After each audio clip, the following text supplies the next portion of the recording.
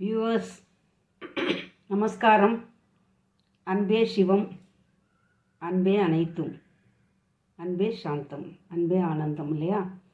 அன்பு தான் உலகத்தில் எல்லாத்தையும் விட பெருசு. நல்லா அன்பை பரப்புவோம்.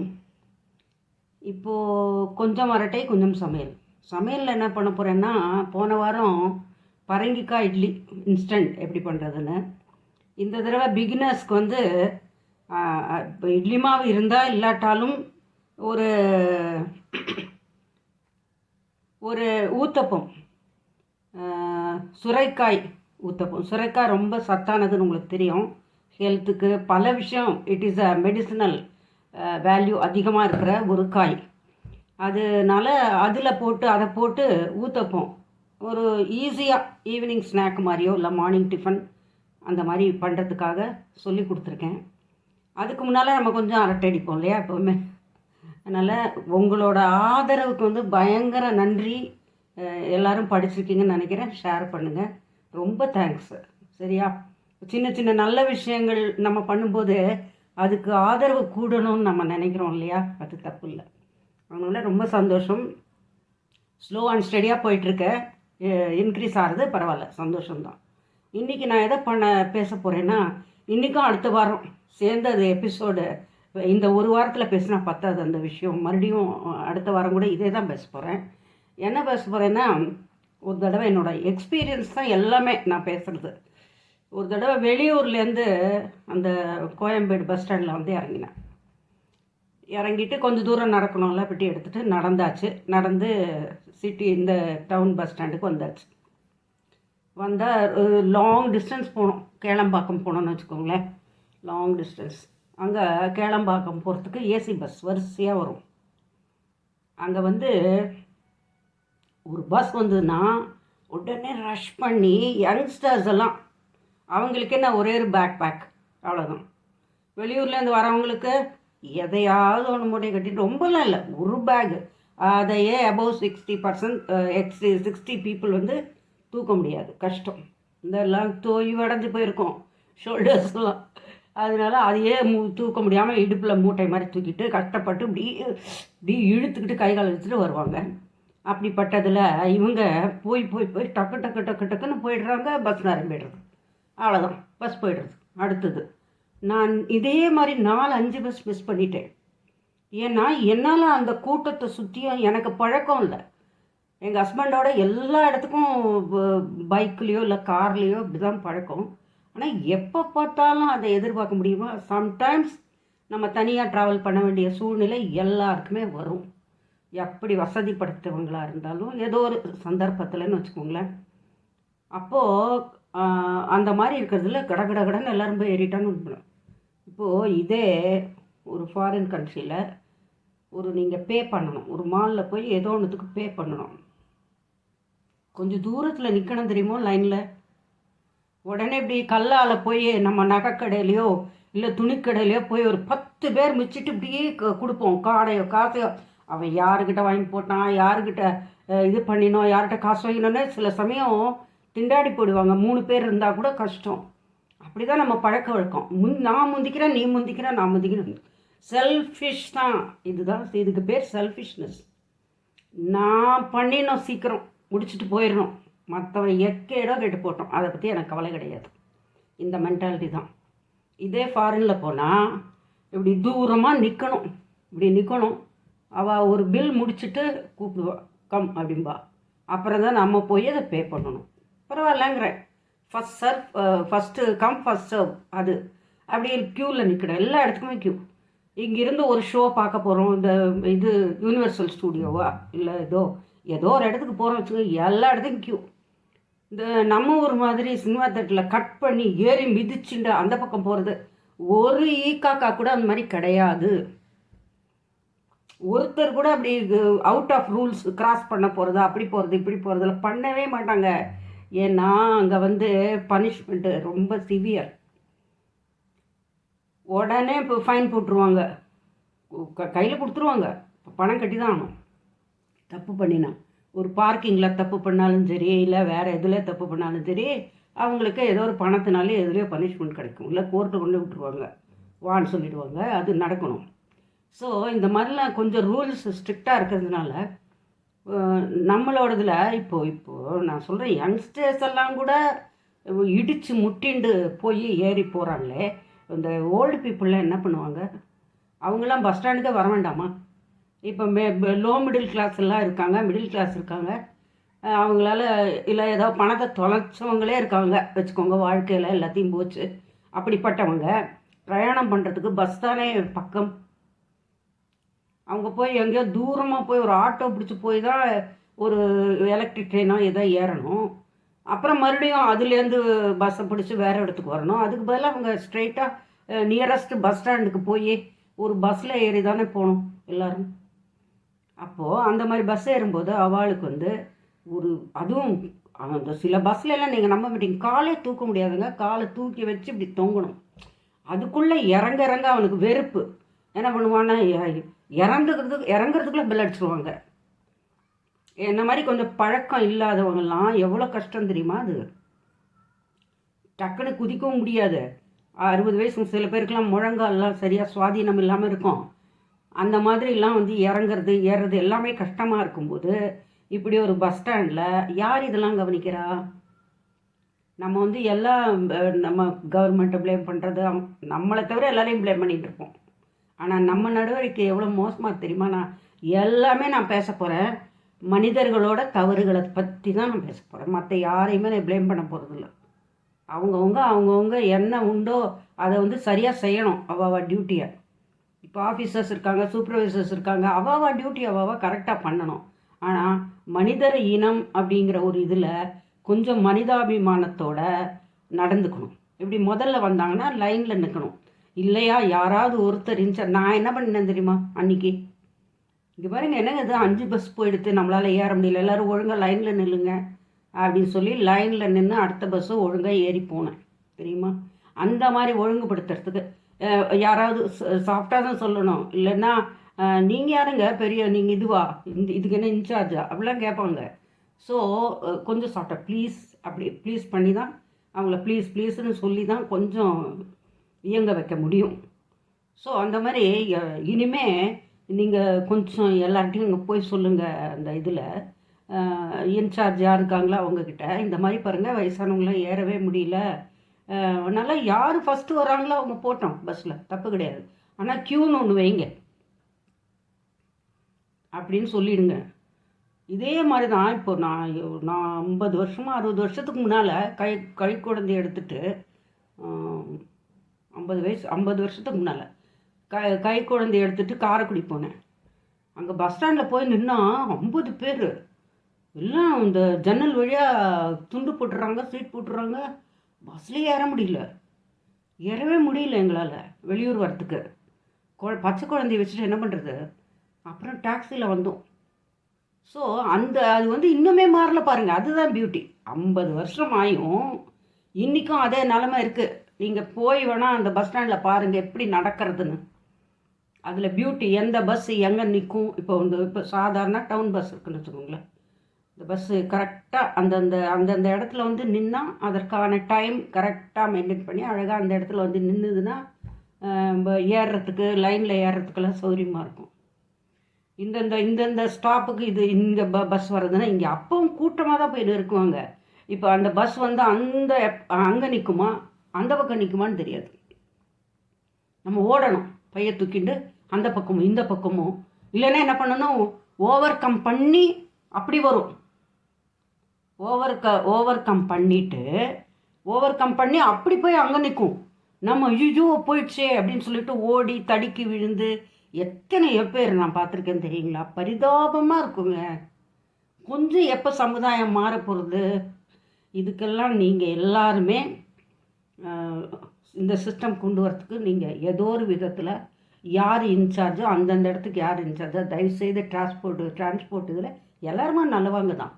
அவங்களுக்கு சில சமயம் தோணாமல் இருக்கலாம் மனுஷர்களோட கஷ்டங்கள்லாம். ஸோ நீங்கள் கேட்கணும். கேட்டால்தான் கிடைக்கும். தட்டுங்கள் திறக்கப்படும், கேளுங்கள் கொடுக்கப்படும் அப்படிலாம் சொல்லுவாங்க. அந்த மாதிரி நீங்கள் தட்ட ஆரம்பிங்க தயவுசெய்து. என்ன சௌகரியம் இருந்தால் ஹார்ஷாக பண்ணாதீங்க. ஹார்ஷாக வேண்டாம், ரூல் பேச வேண்டாம், ஒன்றுமே வேண்டாம். ப்ளீஸ் ஹெல்ப் பண்ணுங்கள் சார் இந்த மாதிரி இருந்தால் நல்லாயிருக்கும். க்யூ பண்ணிங்கன்னா எல்லா இடத்துலையும் க்யூ போட்டிங்கன்னா ஈஸியாக இருக்கும் சார் எல்லாருக்கும் அப்படின்னு ஒரு க்யூ சிஸ்டம் கொண்டு வாங்க. அந்த மாதிரி இருந்துன்னா யூஸ்ஃபுல்லாக இருக்கும்னு நான் நினைக்கிறேன். இந்த வாரம் ரொம்ப லாங் வீடியோ வச்சோன்னா அப்புறம் யாருமே பார்க்க மாட்டாங்க, போர் அடிக்கிறதுன்னு. இதே மாதிரி விஷயத்த இந்த சப்ஜெக்டை நான் அடுத்த வாட்டியும் பேசுகிறேன், உங்கள் கூட டிஸ்கஸ் பண்ணணுன்னு நினைக்கிறேன். உங்கள் எல்லாருக்கும் தெரிஞ்சது தான். நீங்கள் அதுக்கு சின்ன ஒரு முயற்சி பண்ணி எல்லாருமே நடவடிக்கை எடுக்கணும். எத்தனை பிரேவ் லேடிஸ் இருக்காங்க தெரியுமா?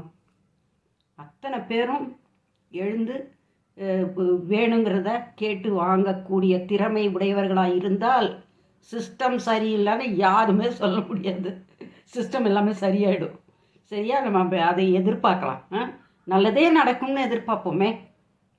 எல்லாருமே நான் என்ன சொல்லுவேன், எல்லாருமே இனஃப் ஆஃப் சம்பாதிச்சாச்சு, எல்லாம் பண்ணியாச்சு. இனிமேல் மக்களுக்கு நல்லது பண்ணி நல்ல பேர் எடுக்க போகிறாங்க அப்படிங்கிறது தான் நான் ப்ரே பண்ணின்னு இருக்கேன். அப்படி நினச்சிட்டும் இருக்கேன்.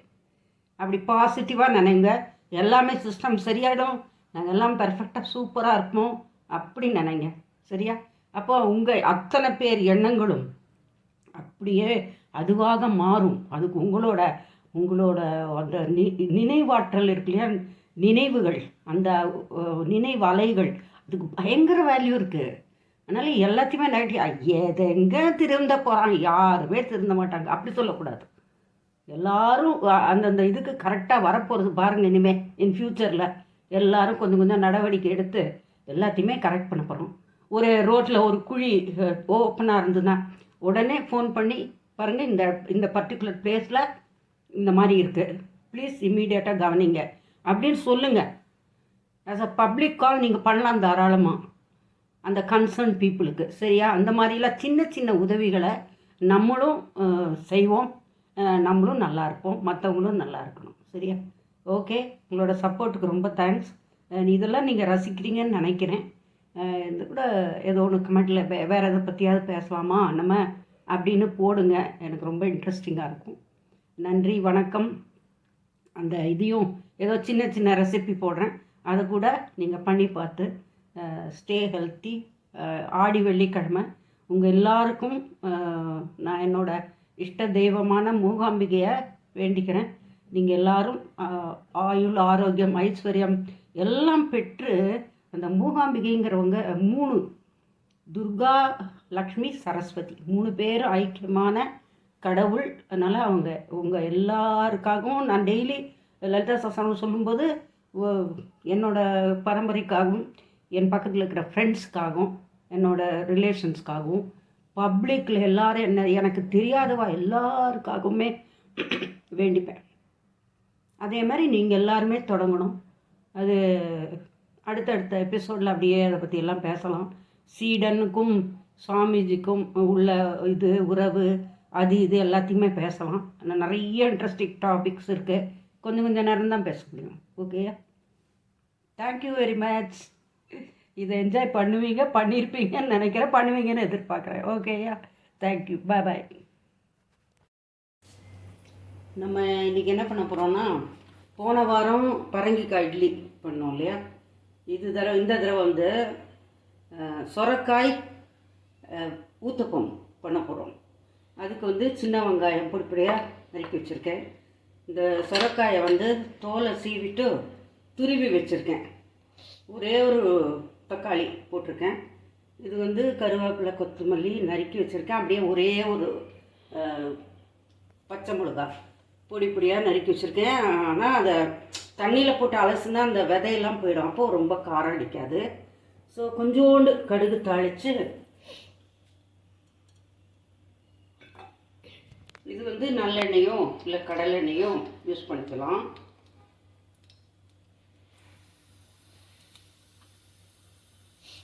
இது என்னென்னா, அவங்கக்கிட்ட அரைச்ச மாவு இருந்தாலும் ஓகே. அப்படி இல்லைன்னா நைட் வந்து இட்லி அரிசி இருக்கு இல்லையா, அது மட்டும் போடுங்க, உளுந்து வேண்டாம். இட்லி அரிசி நைட் ஊற வச்சுட்டு காலையில் அந்த இட்லி அரிசி இருக்கு இல்லையா, அதை நைஸாக அரைச்சிக்கோங்க. உப்பு போட்டு, இதெல்லாம் வேண்டாம், உளுத்தம்பருப்பு தோசைக்கு அரைக்கிற மாதிரிலாம் வேண்டாம். வெறும் பிளெயின் புழுங்கரிசியை அரைச்சி வச்சுட்டு, இப்போ நான் சொல்கிற மாதிரி இதை வதக்கி உள்ளே போட்டு நல்லா கலந்து ஊத்தப்பம் மாதிரி கொஞ்சம் திக்காக செட் தோசை நல்லா சொல்கிறாங்க பார்த்தீங்களா, நல்ல அந்த மாதிரி குட்டி குட்டியாக ஊத்தப்பம் மாதிரி வாக்கலாம். வித்து டொமேட்டோ சட்னி நல்லாயிருக்கும். அந்த மாதிரி பண்ணலாம். உங்கள்கிட்ட மாவே இல்லைனாலும் இந்த மாதிரி பண்ணிக்கலாம். ஓகேயா? கடுகு சும்மா லைட்டாக கடுகு கொடுங்க.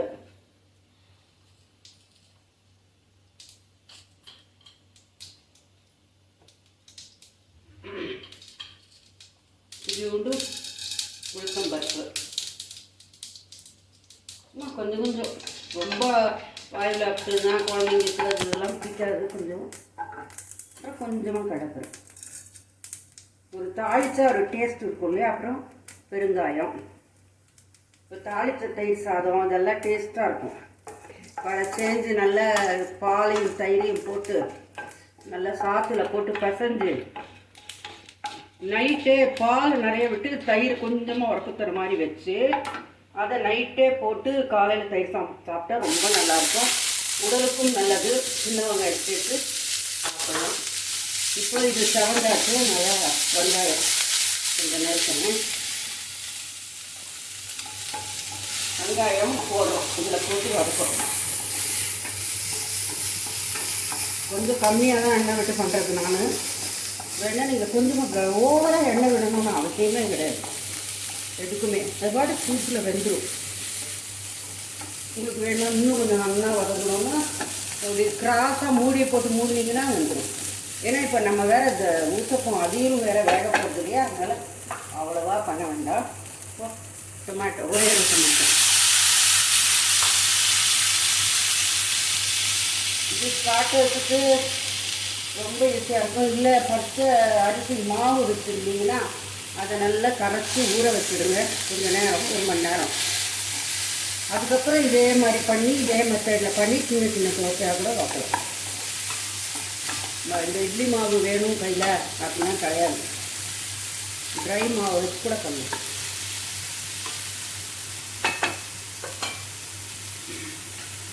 இப்போ நம்ம இந்த இது சுரக்காய் வைப்போம் இல்லையா, அது ரொம்ப நல்லது உடலுக்கு.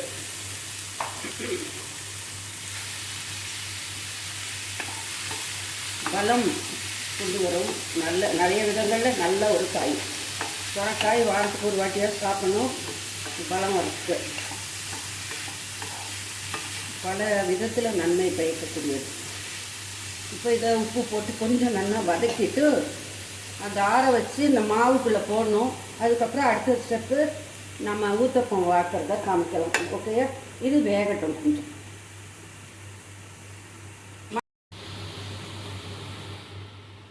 கொஞ்சம் மஞ்சள் பொடி, அளவா உப்பு,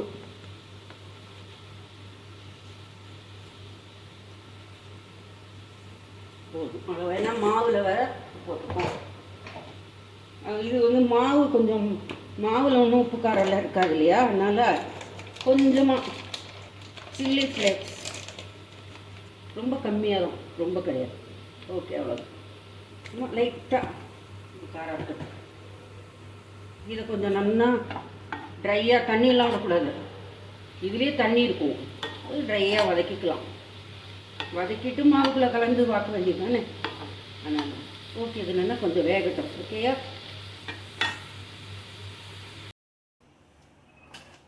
இப்போது இந்த மாவு வந்து நீங்கள் எது ப்ரிப்பேர் பண்ணுறதுனாலும் பரவாயில்ல. இப்போ நீங்கள் இது இட்லி அரிசியை மட்டும் அரைச்சி இது கலந்து பண்ணுறதுனாலும் சரி, இட்லி மாவு ஆல்ரெடி இருந்தது, தோசை மாவு இருந்து அதை பண்ணுறதுனாலும் சரி, அளவோடு எடுத்துக்கோங்க. இப்போ நான் 2 பண்ணி காமிக்க போகிறேன். அதனால் ஒரு 2 கரண்டி மாவு தான் எடுத்துருக்கேன். போதும். ஃப்ரிட்ஜிலேருந்து எடுத்துட்டா புளிச்சு போயிடும். ஸோ அதனால் அளவோடு எடுத்துக்கணும். அதே மாதிரி எவ்வளோ பேர் சாப்பிட போகிறா எல்லாத்தையும் பார்த்துன்னு தான் இதையும் அளவாக கலக்கணும்.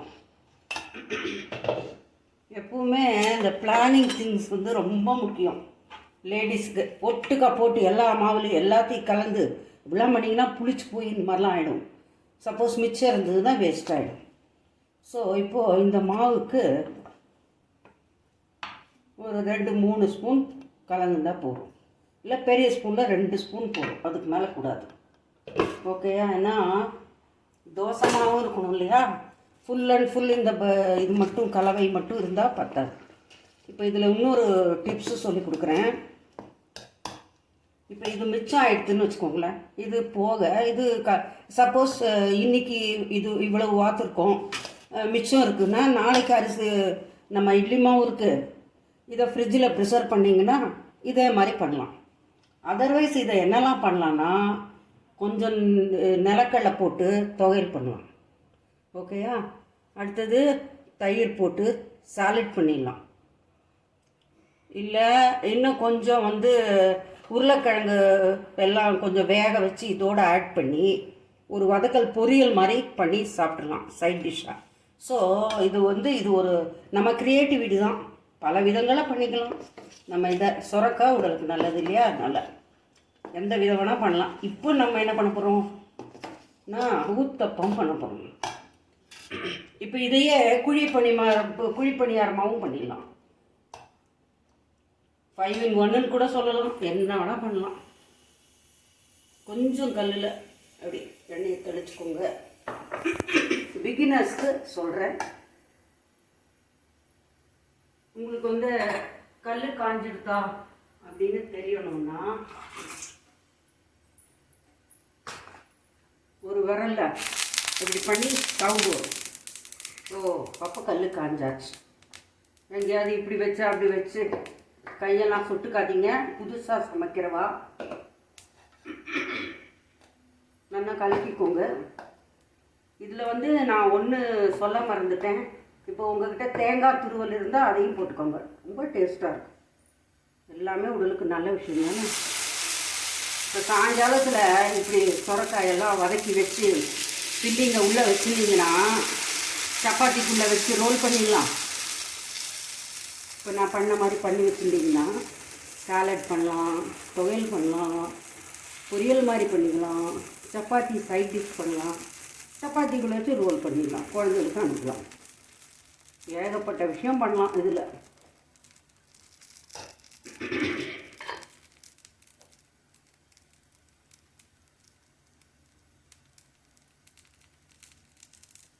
நாளைக்கு ஒரு தேங்காய் சப்பாத்தி அடுத்த தடவை நெக்ஸ்ட் வீக் பண்ணி காமிக்கிறேன்.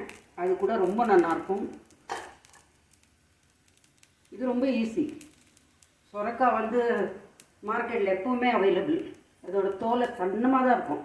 இந்த தோலை சீவிட்டு உள்ளே இருக்கிறத நல்லா நீங்கள் என்ன விதப்பாக எடுங்க. அதெல்லாம் முத்து இலசாக இருந்தாலும் ஒன்றுமே பண்ண வேண்டாம். அப்படியே போய் துருவி போட்டுடலாம். இதுலேயே அரையும் குறையுமா நிலக்கடலையை உடச்சி போடுறவாருக்கு கூட நல்லாயிருக்கும், போட்டுக்கலாம். ஒரு சாய்ஸ்.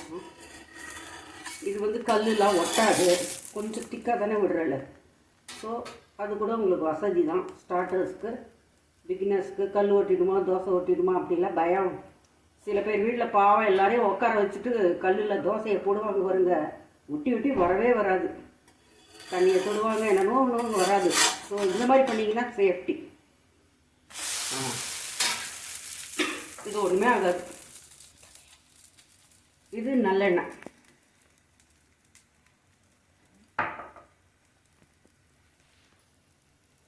இது நல்லெண்ணெய் விட்டால் போதும். நல்லெண்ணெய் விட்டால் ரொம்ப டேஸ்ட்டாக இருக்கும்.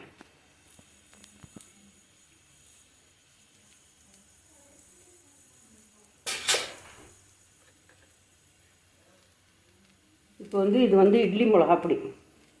இப்படியே இது குழந்தைங்களுக்கு கொடுக்குறதுனா இப்படியே எடுத்து தேன் பக்கத்தில் வச்சு தொட்டுக்க வச்சு கொடுத்துருங்க. சரியா? இல்லை தயிர், தேனோ தயிரோ. இது இட்லி மிளகா பொடி லைட்டாக தூவி மேலே இப்படி பண்ணிங்கன்னா ட்ராவலிங்கெல்லாம் எடுத்துகிட்டு போகலாம்ப்பா. சாஃப்டாக நல்லாயிருக்கும். இந்த மாதிரி வரவரன்னு ஆகாது, நல்லாயிருக்கும்.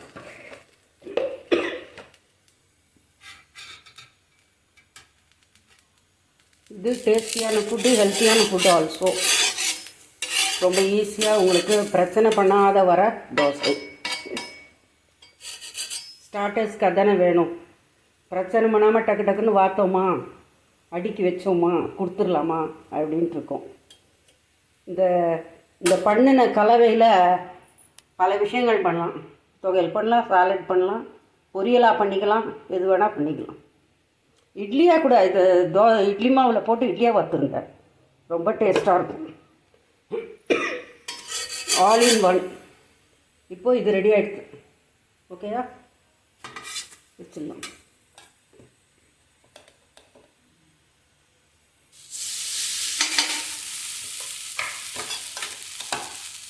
அடுத்தது இதுக்கு லைட்டாக ரொம்ப ரொம்ப தின்னாக பண்ண வேண்டாம், வராமல் இருக்காது, வரும், ஆனால் கூட வேண்டாம். இது கொஞ்சம் மெத்துன்னு இருந்தால் டேஸ்ட் நல்லாயிருக்கும். அப்படியே மிளகா அப்படியில் கட் பண்ணி சாப்பிட்லாம் ஊற வச்சு.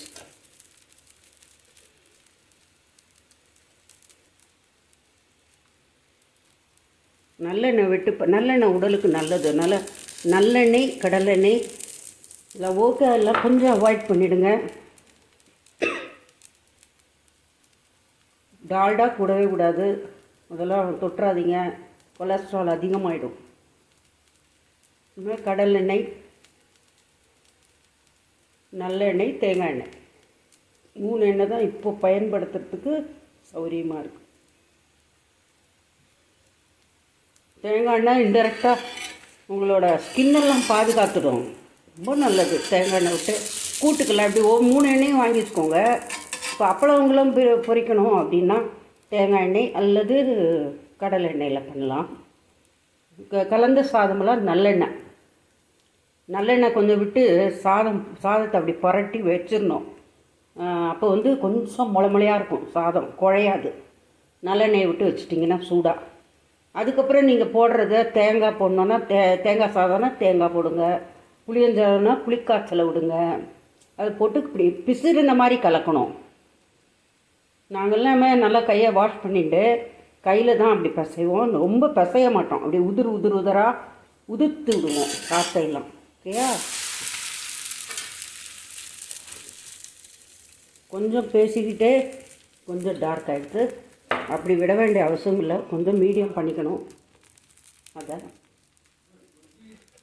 இப்போ நம்ம கொஞ்சம் மிளகாய் பொடி கொஞ்சமாக தூரம்,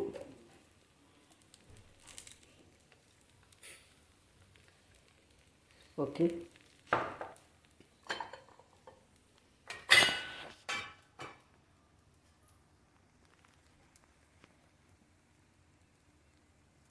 இது இந்த உருளைக்கிழங்கு பிடிச்சுன்னா டேஸ்ட்டாகவும் இருக்கும்.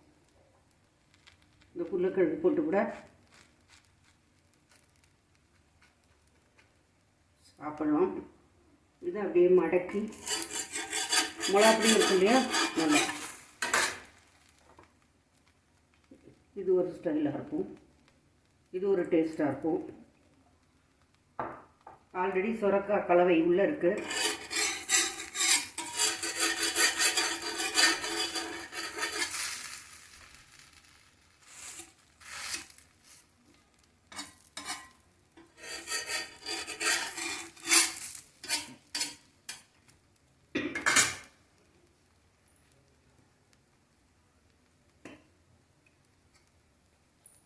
சுட்டு உருக்கின நெய் இந்த உருளைக்கிழங்கு மேலே அப்படி விட்டிங்கன்னா சுட்டு தான், ரொம்ப இல்லை, வாசனைக்கு அதெல்லாம்.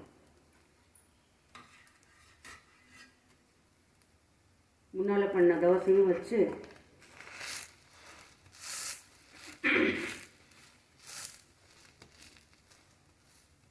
உங்களுக்கு எப்படி பிடிக்குமோ அந்த மாதிரி இப்படி கட் பண்ணிக்கோங்க. கட் பண்ணி அப்படியே ரோல் பண்ணி அப்படியே சாப்பிட்றலாம். ஏன்னா இதில் மிளகா பீஸு எல்லாமே இருக்குது. இல்லை தட்டில் வச்சு சாப்பிட்ணுன்னா இப்படியே சாப்பிடணும். ஓகேயா, இப்போ நம்ம சாம்பார் தொட்டு கொடுப்போம்.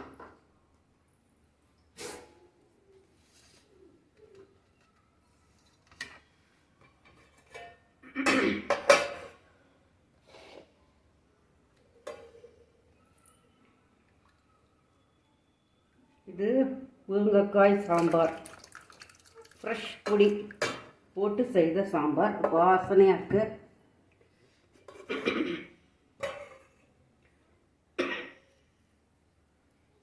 ரொம்ப சூடாக இருக்குது, வாயிலே போட முடியாத அளவுக்கு இருக்குது.